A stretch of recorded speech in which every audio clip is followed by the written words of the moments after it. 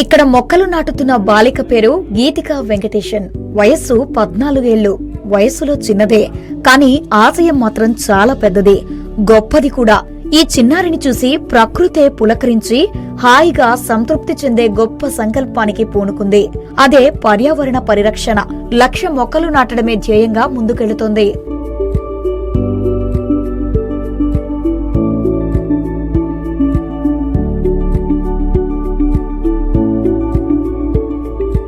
ప్రస్తుతం 10వ తరగతి చదువుతున్న గీతికకు చిన్నప్పటి నుంచి మొక్కలు నాటడమంటే అమితమైన ఇష్టం. దాన్నే హాబీగా ఎంచుకుంది. కేవలం తను నాటడమే కాదు, తన చుట్టూ ఉన్న వారి చేత కూడా నాటిస్తూ ఇంత చిన్న వయసులో పర్యావరణానికి పెద్ద మేలు చేస్తోంది.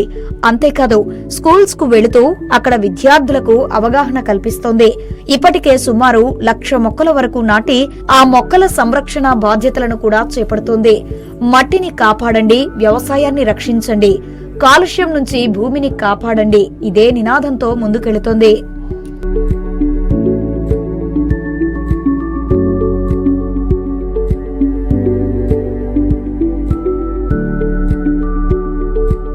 ఒక మనిషికి ఒక రోజుకి 7 చెట్ల నుంచి వచ్చే ఆక్సిజన్ అవసరం ఉండగా, మన దేశంలో ఒక మనిషికి 7 చెట్లు మాత్రమే ఉన్నట్లు, అదే కెనడాలో అయితే సుమారు ఒక వ్యక్తికి 8,000 చెట్లు ఉన్నాయంటున్న గీతిక, పర్యావరణానికి మనం ఎంత మేలు చేయగలిగితే అంత మేలు చెయ్యాలన్నదే తన ధ్యేయమని చెబుతుంది.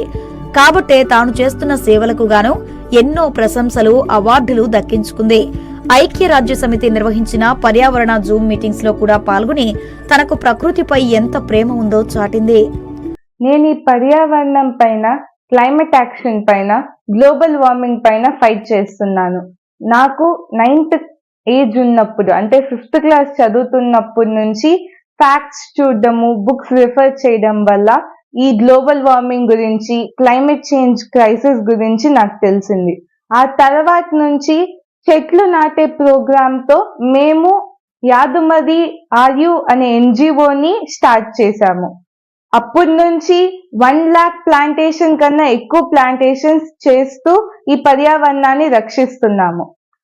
చెట్లు నాటే ప్రోగ్రామే కాకుండా నేను ఇంకా పల్లెల్లోకి వెళ్తూ అక్కడున్న రైతులతో, యువతరంతో మాట్లాడుతూ వాళ్ళకున్న కష్టాలను తెలుసుకుంటూ, వాళ్ళకున్న నీటి ప్రాబ్లమ్స్, ఎందుకు పంటని 3 సార్లు పండించుకోలేకపోతున్నారు, ఒక్కసారే పండించుకుంటున్నారు, వీటన్నిటికీ కారణము ఇనార్గానిక్ ఫర్టిలైజర్స్, కెమికల్ ఫర్టిలైజర్స్ వాడడం వల్ల, ఇంకా ఇనార్గానిక్ ఫర్టిలైజర్స్ వాడడం వల్ల పంట చెడిపోతుంది, పంట ఎక్కువ రావట్లేదు అని నేను తెలుసుకున్నాను. వారికి ఆర్గానిక్ ఫర్టిలైజర్స్ వాడమని సలహా కూడా ఇస్తున్నాను. ప్లస్ చాలా ఇంటర్నేషనల్ ఇంకా నేషనల్ జూమ్ మీటింగ్స్ లో అటెండ్ అయ్యి ఈ క్లైమేట్ చేంజ్ పైన, ఇంకా గ్లోబల్ వార్మింగ్ పైన ఫైట్ చేస్తున్నాను. నేను UN అసిస్టెంట్ జనరల్ సెక్రటరీ గారితో, plus more than 20 international Zoom meetings తో, నేషనల్ జూమ్ మీటింగ్స్ లో పార్టిసిపేట్ అయ్యి ఈ క్లైమేట్ చేంజ్ గురించి యూత్ కి, ఇప్పుడున్న ప్రెసెంట్ సొసైటీకి తెలియజేస్తూ ఉన్నాను. కాశ్మీర్ నుంచి కన్యాకుమారి వరకు చాలా ప్రోగ్రామ్స్ చేస్తున్నాము.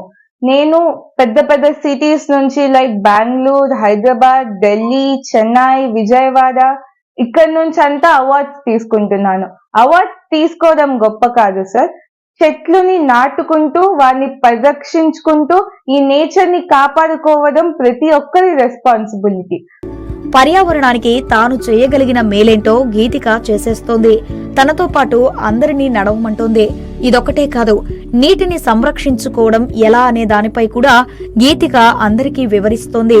చేయి కలిస్తేనే ప్రకృతి పచ్చని పందిరిని నిర్మించుకోగలం, అందుకు అందరూ ముందుకు రావాలని పిలుపునిస్తోంది.